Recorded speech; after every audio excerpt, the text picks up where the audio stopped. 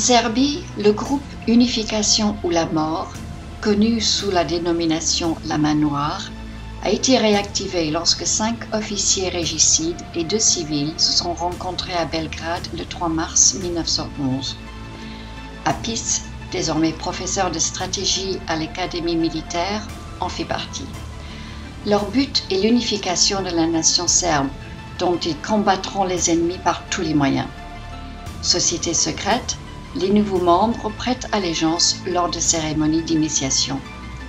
On estime à un peu plus de 2000 membres son niveau de recrutement à la fin de 1911, ce qui lui permet d'infiltrer tous les niveaux des institutions serbes.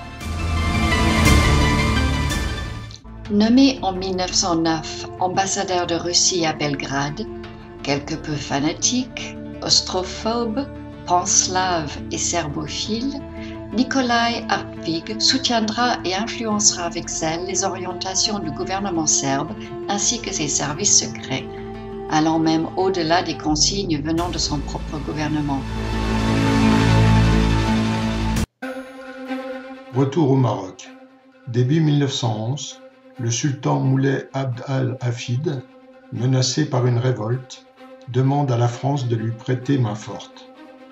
En mai, les troupes françaises occupent Rabat, Fès et Meknès.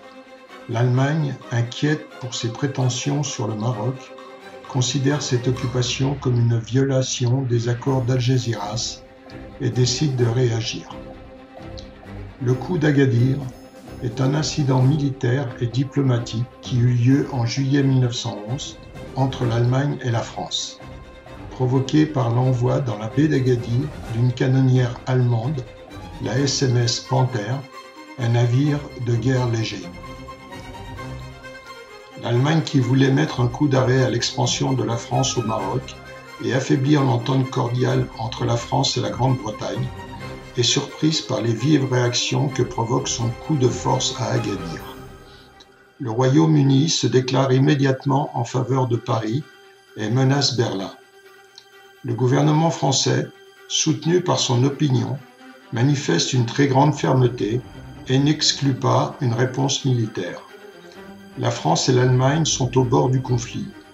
Au terme d'âpres tractations, l'Allemagne renonce à être présente au Maroc en échange de l'abandon par Paris de 272 000 km² de territoire d'Afrique équatoriale. Le coup d'Agadir a une conséquence indirecte. Les Britanniques et les Français vont décider de se répartir les zones maritimes à protéger. La Royal Navy s'occupera de l'Atlantique, de la Manche et de la mer du Nord, la marine française de la Méditerranée. Cet accord marque un premier accroissement du niveau d'intégration militaire entre le Royaume-Uni et la France.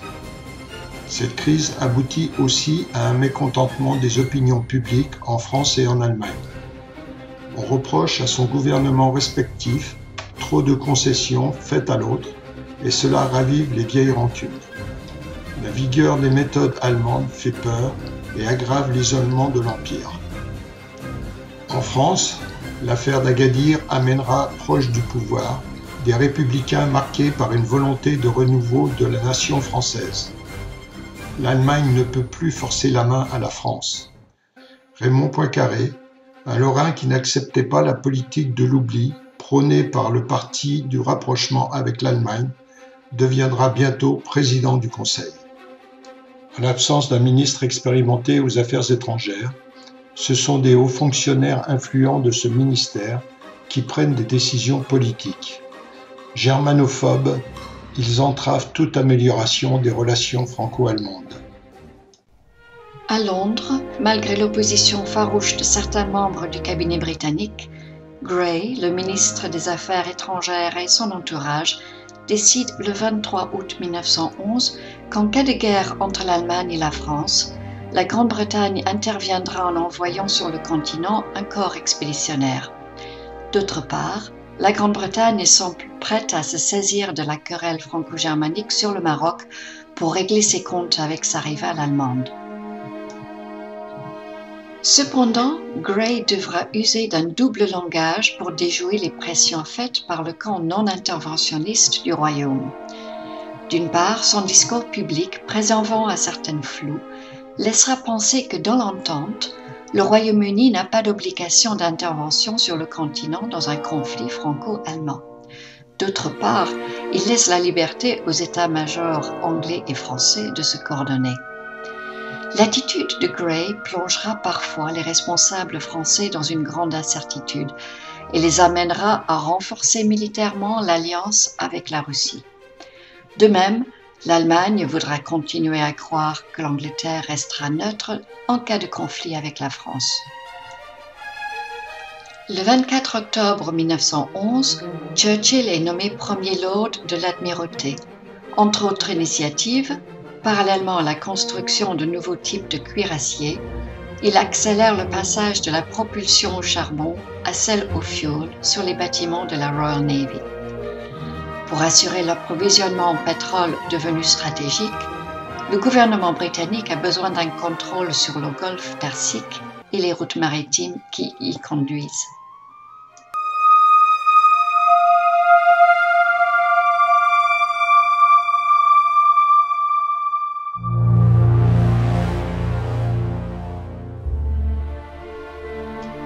En 1912, l'opinion publique serbe soutenue par la Russie est acquise à l'idée de la Grande Serbie. À la suite de la montée des nationalismes en Europe au cours du XIXe siècle, la Serbie, principauté autonome au sein de l'Empire ottoman, devenu royaume en 1882, se mit à revendiquer le rassemblement de tous les Serbes vivant dans les entités voisines. La première formulation de la volonté d'expansion territoriale de la Serbie remonte à 1844.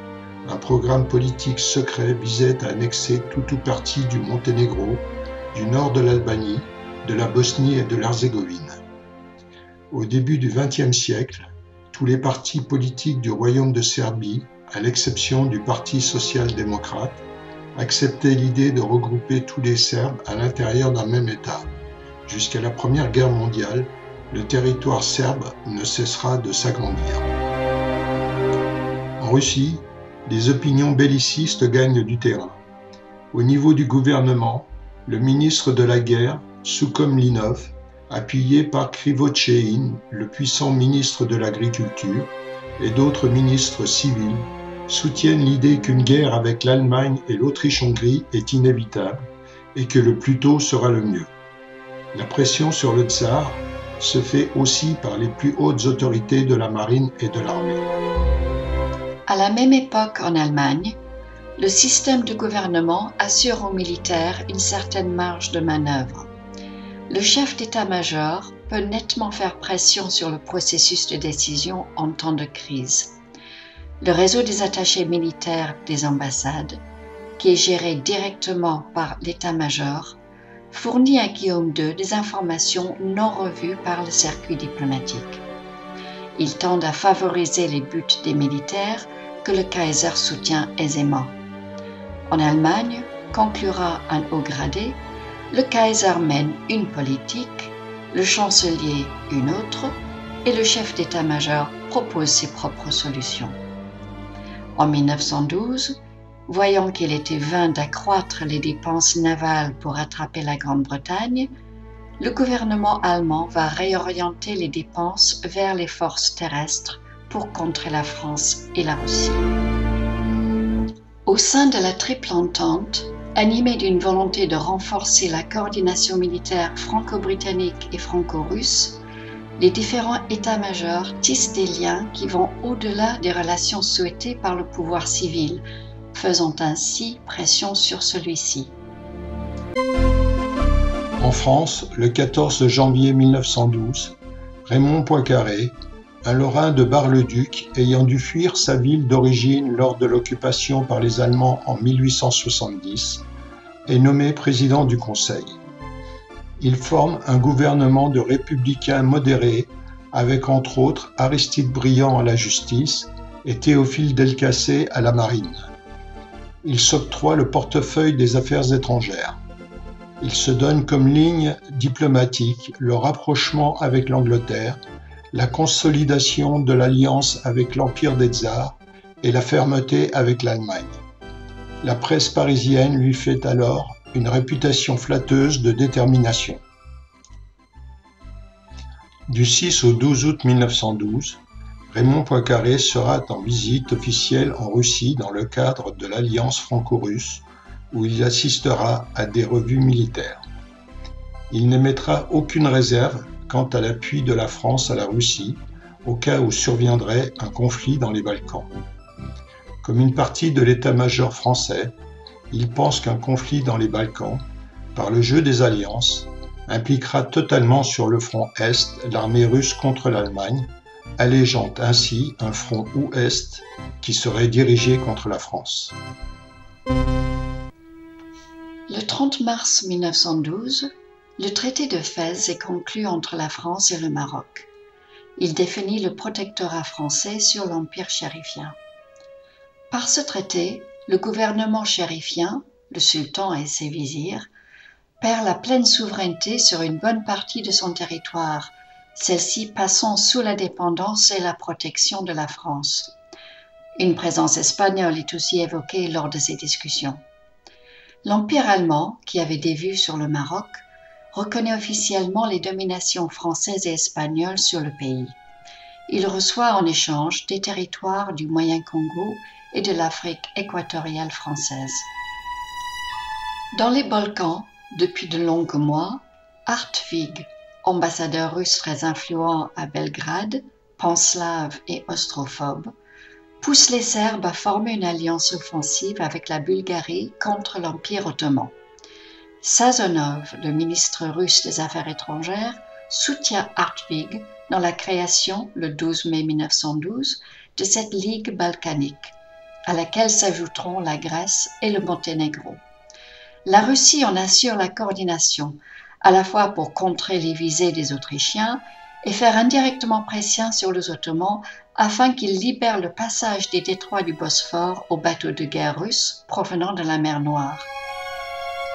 Rencontre pour des consultations informelles à Port Baldinsky, en Estonie, le 23 juin 1912, entre Guillaume II et Nicolas II, accompagnés des plus hauts dignitaires de leur gouvernement. Les deux premiers ministres tombent d'accord pour regretter la course aux armements qui, disent-ils, perturbe l'opinion publique. Le chancelier allemand assure la Russie que Berlin n'a pas la moindre intention de soutenir une politique viennoise aventureuse. La Russie, de son côté, dit ne plus vouloir s'investir davantage dans les Balkans.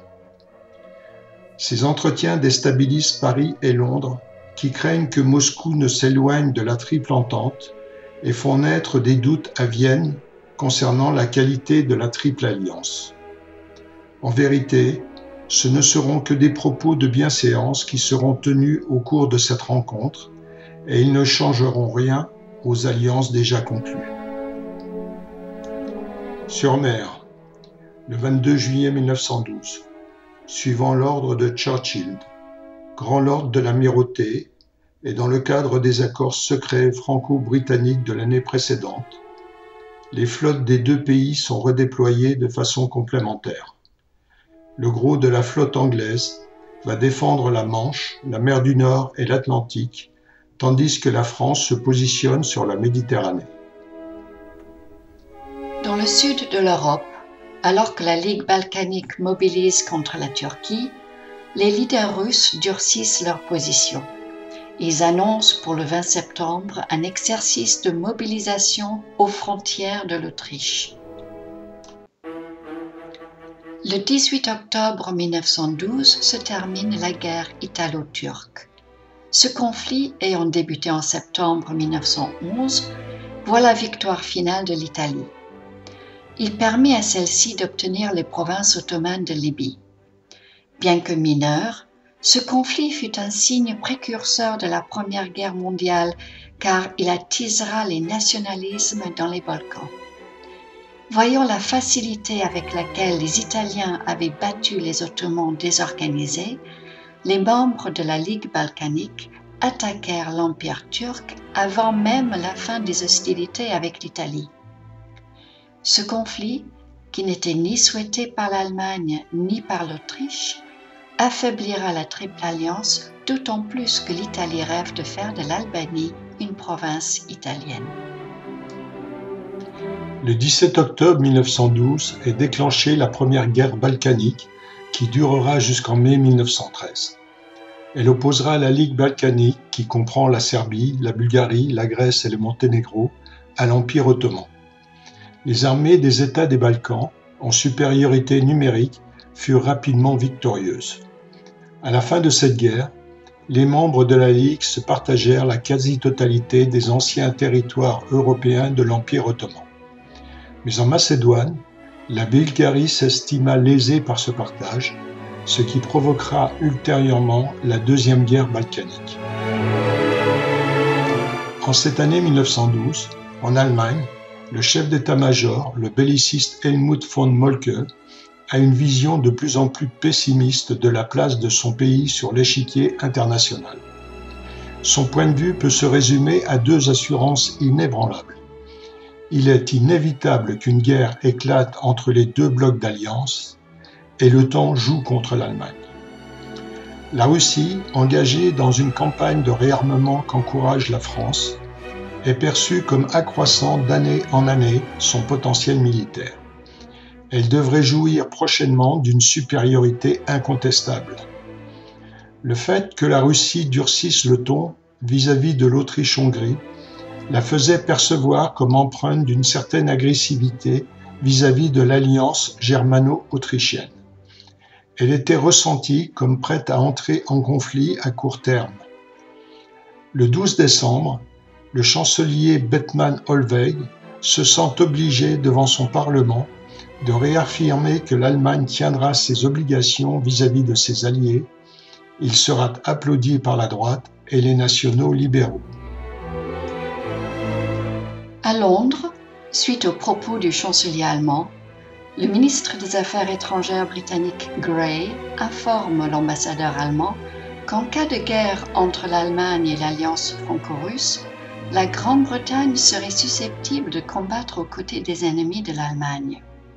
Le Kaiser, qui espère toujours la neutralité de l'Angleterre, en est fortement perturbé. Il convoque aussitôt l'état-major pour augmenter le potentiel d'armement et de réactivité de l'armée et de la marine. Le chancelier n'y était pas invité. L'empereur exige également que la presse rende populaire l'idée d'une guerre contre la Russie.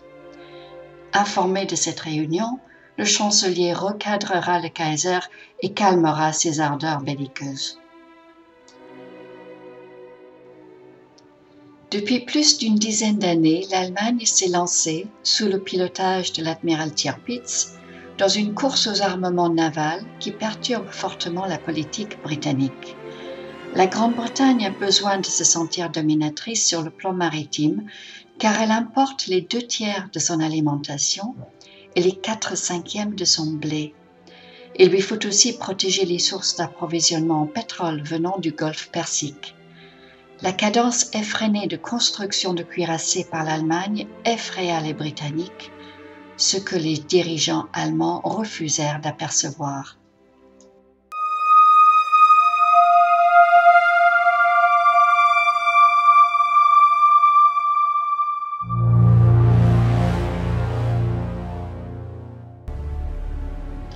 Avec le traité de Londres, la première guerre balkanique prit fin le 30 mai 1913 par la défaite de l'Empire ottoman. Les armées des États des Balkans, rapidement victorieuses, se partagèrent la quasi-totalité des anciens territoires européens de l'Empire. Conformément aux vœux de l'Autriche-Hongrie, le traité de Londres permit également la création de l'Albanie en tant que nation indépendante. L'essentiel de son territoire était occupé par la Grèce, le Monténégro et la Serbie, qui se retirèrent à contre-cœur car cela interdisait entre autres tout accès à la mer pour la Serbie. N'ayant pas réussi à résoudre ses différends avec la Serbie en Macédoine du Nord et avec la Grèce en Macédoine du Sud, la Bulgarie commença à redéployer ses troupes pour occuper ces territoires par la force. Face à cette menace, la Grèce et la Serbie signèrent une alliance militaire dirigée contre la Bulgarie le 1er mai, avant même la signature du traité de Londres. L'alliance militaire fut suivie par un traité d'assistance mutuelle le 1er juin. La deuxième guerre balkanique pouvait commencer.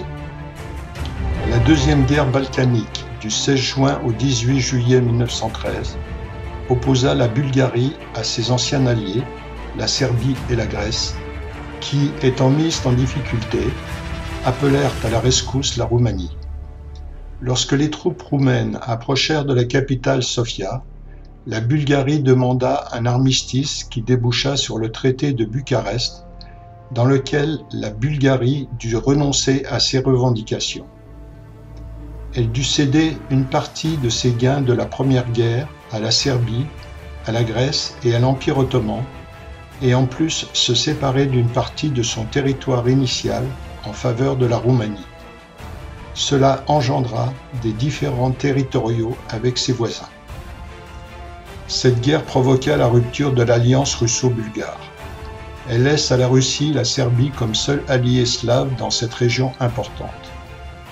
Elle lui apportera un soutien appuyé.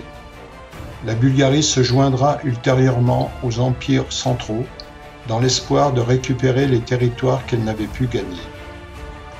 À l'issue de ces deux conflits, la Serbie augmenta de 64% sa population et doubla la surface de son territoire, ce qui accrut les craintes et l'hostilité de l'Autriche-Hongrie à l'égard d'une Serbie qui ne semblait comprendre que les rapports de force. Cette agressivité serbe vis-à-vis de l'Autriche-Hongrie n'émeut ni la France ni l'Angleterre, qui perçoivent dans la double monarchie austro-hongroise un empire sur le déclin.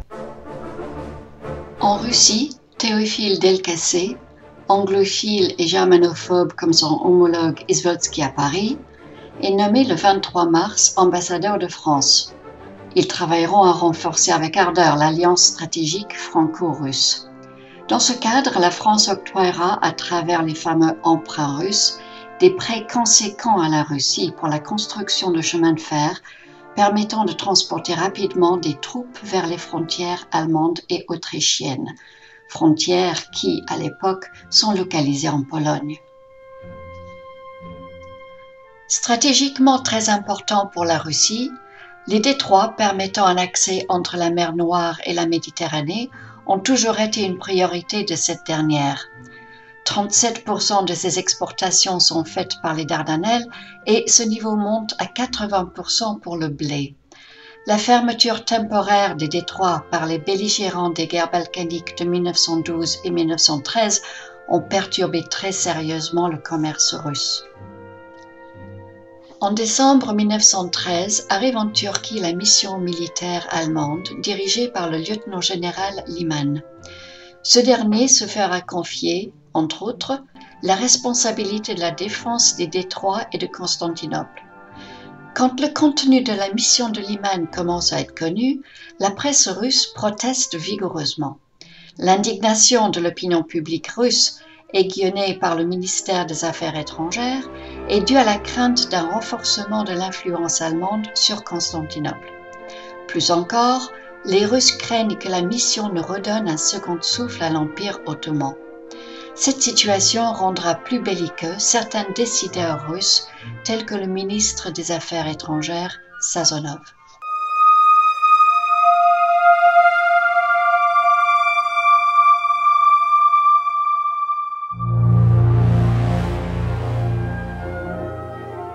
Le 28 octobre 1913 survient un incident en Alsace. Le jeune sous-lieutenant Günther von Forstner, originaire de Prusse, tient des propos désobligeants sur les habitants de Saverne, une ville alsacienne sous annexion allemande. Le 6 novembre, les journaux locaux informent le public de ces événements. La nouvelle est ensuite reprise par la presse nationale française et allemande. Au cours des jours suivants, la population locale proteste contre ce traitement par les militaires prussiens. Localement, la tension monte.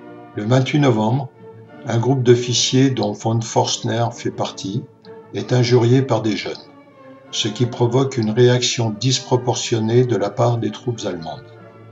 Des mitrailleuses sont placées devant le château, face à la population rassemblée. Pour disperser la foule, les soldats repoussent celle-ci sous la menace des armes, puis arrête sans base légale une trentaine de personnes.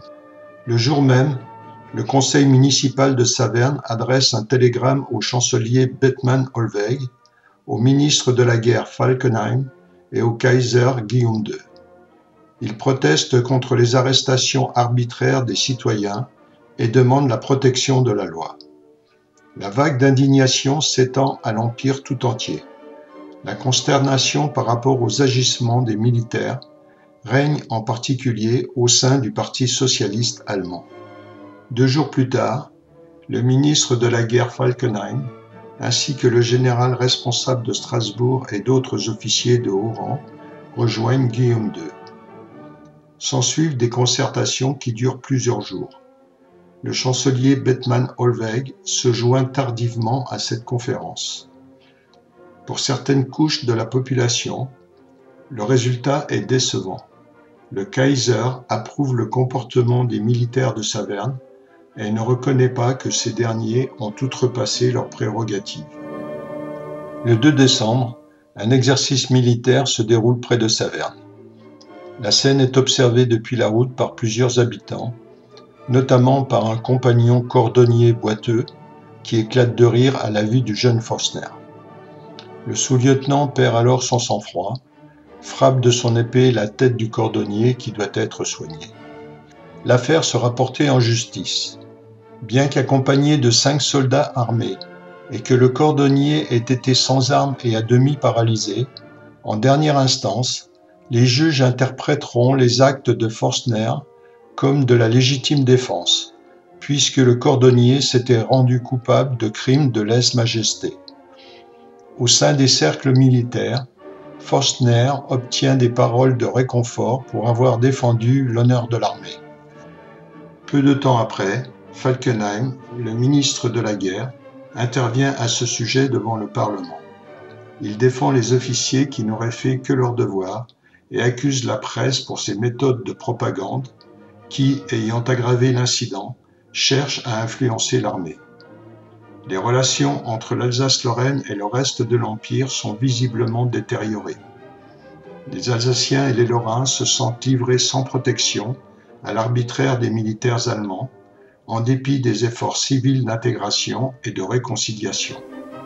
Avec l'incident de Saverne, les autorités allemandes changent d'opinion envers les Alsaciens lorrains, dont la loyauté est remise en cause. L'incident révèle des difficultés de leur intégration dans l'Empire allemand. Les partis politiques alsaciens qui désirent l'égalité au sein de la nation allemande se heurtent aux militaristes, de même que l'État constitutionnel se heurte à l'État militaire. Cet incident tend un peu plus les relations franco-allemandes, déjà mises à mal par les crises de Tanger de 1905 et d'Agadir en 1911. Il contribue à attiser l'esprit de revanche et à renforcer la lutte pour les provinces perdues dans l'opinion nationaliste française, autour notamment de l'écrivain et homme politique lorrain Maurice Barrès. Les relations entre le Reich et la Grande-Bretagne, déjà affaiblies par la course aux armements entre les deux marines, se détériorent aussi du fait que la presse britannique condamne les agissements des militaires prussiens à Saverne.